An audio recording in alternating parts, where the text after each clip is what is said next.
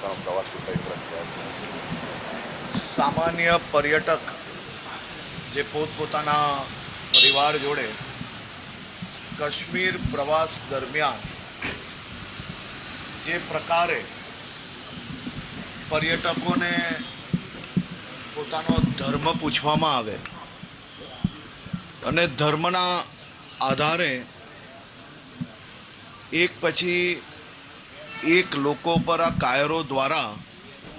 જે હુમલો થયો છે તેમાં આપણા ગુજરાતના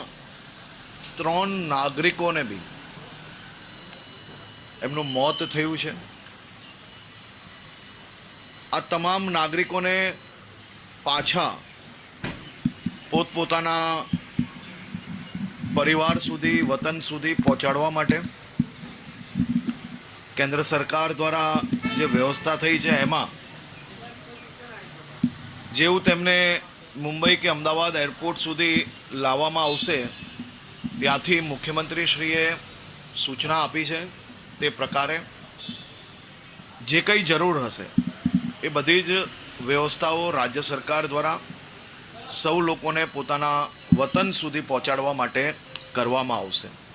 જે પ્રકારે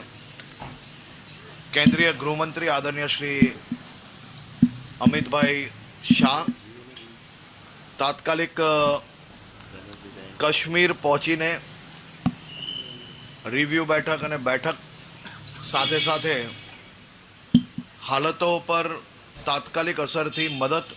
અને જે પ્રકારે ગુજરાતના નાગરિકો જોડે વાત થઈ તાત્કાલિક બધી જ ટ્રીટમેન્ટ એ લોકોને હોસ્પિટલ ખાતે આપવામાં આવી હતી. લોકપ્રિય પ્રધાનમંત્રી આદરણીય શ્રી નરેન્દ્રભાઈ મોદીજી જે આ બાબતને ગંભીરતા લઈને તાત્કાલિક પ્રવાસ ટૂંકાવીને આવીને પરત પહોંચતાની સાથે જ રિવ્યૂ બેઠકના જે દ્રશ્ય આપણે જોયા છે અને મને પૂર્ણ વિશ્વાસ છે જે પ્રકારે મોદી સરકારનો ટ્રેક રેકોર્ડ રહ્યો છે કે ભારત દેશ કે સુરક્ષા ઉપર કોઈએ આંખ ઊંચી કરી કે જો કોઈએ દેશ પર હુમલો કર્યો હોય તો એકને શોધીને ભૂતકાળની અંદર